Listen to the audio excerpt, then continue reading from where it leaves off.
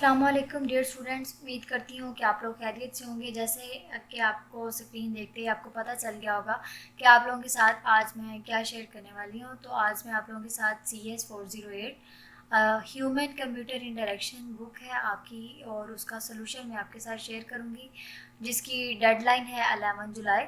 तो असाइनमेंट आपको करने का जो प्लस पॉइंट वो मैं आपको पहले ही बता देती हूँ कि असाइनमेंट के लिए आप किसी भी चैनल किसी भी वेबसाइट से मटेरियल ना उठाया करें, बल्कि जस्ट वहाँ से आइडिया लिया और देन उसको सेल्फ राइट किया करें, ताकि आप हर असाइनमेंट में फुल बाय फुल मार्क्स ले सकें। दूसरी बात, असाइनमेंट में अच्छे मार्क्स लेने के लिए आपको जो इंस्ट्रक्शंस गिवन होती हैं, आप उन इंस्ट्रक्शंस को एक दफ़ा रीड आउट करने के बाद फिर अपनी क्वेश्चन फाइल की तरफ मूव किया करें। अब आपके पास आज की जो असाइनमेंट है उसमें एक क्वेश्चन जो गिवन है वो आपके पास low fidelity and high fidelity prototypes के बारे में है, क्वेश्चन नंबर 1, और ये 10 मार्क्स का है। और उसने कहा है कि आपने जस्ट इसको 2 से 3 लाइन्स में एक्सप्लेन करना है। अब लो फिडिलिटी प्रोटोटाइप और हाई फिडिलिटी प्रोटोटाइप के बारे में आप लोग जस्ट एक दफ़ा लेक्चर नंबर 24 थोड़ा सा जस्ट उसको लो फिडिलिटी प्रोटोटाइप और हाई फिडिलिटी प्रोटोटाइप के बारे में आप पढ़ेंगे तो आप लोग बता सकते हैं कि इन दोनों फिगर में से लो फिडिलिटी प्रोटोटाइप कौन सी है और हाई फिडिलिटी प्रोटोटाइप कौन सी है। तो मैं आप लोगों को खुद भी व्यू करवा देती हूँ। आप लोग जैसे ही यहाँ पे लो फिडिलिटी लिखेंगे, ये मैंने हैंडआउट्स ओपन किए हैं, लो फिडिलिटी, तो आपके पास ये आपका लो फिडिलिटी प्रोटोटाइप का टॉपिक आ गया। अब ये टॉपिक आपके पास पेज नंबर हैंडआउट्स के पेज नंबर 210 के ऊपर ये टॉपिक गिवन है। आप लोग असाइनमेंट करने से पहले एक दफ़ा इस पूरे पैराग्राफ को ज़रूर पढ़िएगा, ताकि आप अपनी असाइनमेंट का आंसर अच्छे से डिफाइन कर सकें। A low fidelity prototype is one that does not look very much like the final product. For example, it uses material. अब यहाँ पे उसने बता दिया कि लो फिडिलिटी आपके पास नॉट लुक वेरी मच। अब उसकी जो लुकिंग है वो भी अच्छी नहीं होती। उसको बनाने के लिए आप लोग पेपर पेंसिल इस्तेमाल कर रहे होते हैं, और इसके लिए कोई भी सोशल मीडिया जो है, जो आपके पास कम्युनिकेशन मीडिया है, आप उनको उसको इस्तेमाल नहीं कर सकते। और ये आपके पास लो फिडिलिटी प्रोटोटाइप हो गई। उसके बाद अगर बात की जाए हाई फिडिलिटी की, आपके पास हाई फिडिलिटी प्रोटोटाइप जो है वो कुछ इस तरह से होगी।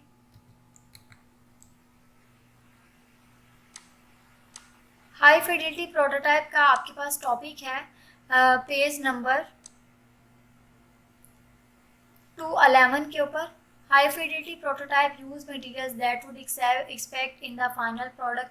अब यहाँ पे उसने इस पैराग्राफ के अंदर बता दिया है कि आपने हाई फिडिलिटी प्रोटोटाइप को इस बनाने के लिए, उसका मौका बनाने के लिए, उसका डिज़ाइन बनाने के लिए आप कोई सॉफ्टवेयर सिस्टम इस्तेमाल कर रहे होते हैं, या आप उसको बनाने के लिए कोई भी मीडिया यूज़ कर रहे होते हैं। लाइक कोई भी सिस्टम हो सकता है, यानी कि कंप्यूटर हो सकता है, मोबाइल हो सकता है। आप कोई भी इलेक्ट्रॉनिक मीडिया इस्तेमाल करके हाई फिडिलिटी प्रोटोटाइप बनाते हैं। अब ये सारी बात पढ़ने के बाद आप लोग जैसे ही क्वेश्चन फाइल की तरफ आएंगे तो आप लोगों को आइडिया हो जाएगा कि इसमें से लो फिडिलिटी वाली कौन सा इमेज है और हाई फिडिलिटी वाला कौन सा इमेज है। तो आपके पास फिगर 1 जो है वो लो फिडिलिटी की है, और फिगर 2 जो है वो आपके पास हाई फिडिलिटी की है। आप लोगों ने हैंडआउट्स को पढ़ना है। हैंडआउट्स को पढ़ने के बाद आपने 2 से 3 लाइन्स में अपना आंसर जो है वो रिफाइन कर देना है। उसके बाद नेक्स्ट सेकंड क्वेश्चन है। तो सेकंड क्वेश्चन में उसने नाइलिसन डिज़ाइन प्रिंसिपल के बारे में कहा है। There are many Nielsen design principle. अब उसमें से उसने 2 टॉपिक्स के बारे में कहा है कि डिफरेंस आप जो है वो फाइंड करके बताएं। एक आपके पास टॉपिक है match between system and real world, दूसरा है आपके पास एस्थेटिक एंड मिनिमलिस्ट डिज़ाइन। ये आपके पास 2 टॉपिक हैं। अब match between system and real world, अब आपको ये वर्ड देखते ही आइडिया हो गया होगा कि अब मैच करना है बिटवीन सिस्टम और रियल वर्ल्ड को। अब रियल वर्ल्ड की बात की जाए तो कॉमन पर्सन जो है वो कोई उर्दू स्पीकिंग होगा, कोई पंजाबी स्पीकिंग होगा, कोई इंग्लिश स्पीकिंग होगा। लेकिन अगर सिस्टम की बात की जाए तो सिस्टम में डेफिनेटली वहाँ पे फ्रेजेस है, कम्युनिकेशन है, लैंग्वेज है, उसमें वर्ब्स हैं, ये सब कुछ ये चीज़ें देखी जाती हैं। अब इसी तरह से ये आपके पास क्वेश्चन नंबर 2 जो है वो लेक्चर नंबर 25 से लिया गया। आप जैसे ही नाइल्सियन लिखेंगी, अब नाइल्सियन डिज़ाइन प्रिंसिपल आपके पास पेज नंबर 213 के ऊपर है। अब यहाँ पे आपके पास उसके काफ़ी ज़्यादा प्रिंसिपल गिवन है, लेकिन आपकी बुक के अंदर match between system and real world के बारे में पूछा गया और उसके बाद एस्थेटिक मिनिमलिस्ट डिज़ाइन के बारे में पूछा गया। Match between system and real world में वो कह रहा है कि the system should speak the user language with words, phrases and concepts familiar to the user rather than system origin system follow real world convention making information appear in natural and logical orders। अब यहाँ पे वो कह रहा है कि आपने क्या करना है कि अब आपके पास यूज़र लैंग्वेज क्या है, विद वर्ड्स होगी, फ्रेजेस होगी, कंसेप्ट्स फैमिलियर्स होंगे। अब इसी तरह से अगर बात की जाए सिस्टम की तो उसके अंदर रियल वर्ड कन्वेंशन होगी, इंफॉर्मेशन होगी। अब नेचुरल और लॉजिकल कुछ ऑर्डर्स जो हैं वो डिफरेंट होंगे। उसके बाद अगर बात की जाए एस्थेटिक एंड मिनिमलिस्ट डिज़ाइन की तो dialogue should not contain information that is irrelevant. Every extra unit of information in dialogue competes with the relevant unit of information and diminish their relative। अब यहाँ पे वो कह रहा है कि dialogue should not contain information that is irrelevant। Dialogues जो हैं वो इंफॉर्मेशन कभी भी कलेक्ट नहीं करेंगे जो इररेलेवेंट होगी। एक्स्ट्रा इन्फॉर्मेशन जो है वो भी आपके पास डायलॉग कंप्लीट्स में नहीं आएगी।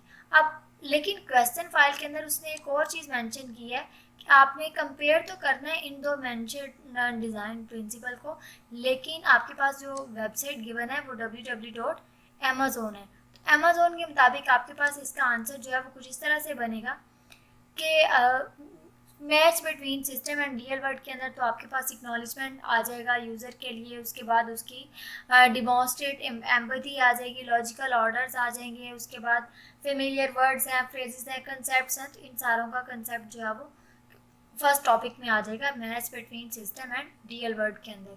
उसके बाद दूसरा जो टॉपिक है, दूसरे टॉपिक में वो बात कर रहा है डिज़ाइन की। तो डिज़ाइन डेफिनेटली जितना अच्छा डिज़ाइन होगा आपका उतना ही अच्छा व्यू होगा। अब कोई भी एप्लीकेशन है तो उसका जितना अच्छा फ्रंट एंड नज़र आ रहा होगा उसको लोग उतना ही ज़्यादा इस्तेमाल करेंगे। तो आप लोगों की असाइनमेंट क्वेश्चन के अकॉर्डिंग आपके आंसर जो है वो मैंने कंप्लीट कर दिया, आपको आइडिया दे दिया। अब डेडलाइन आप देख चुके हैं अपनी स्क्रीन के ऊपर, 11 जुलाई 2021 है।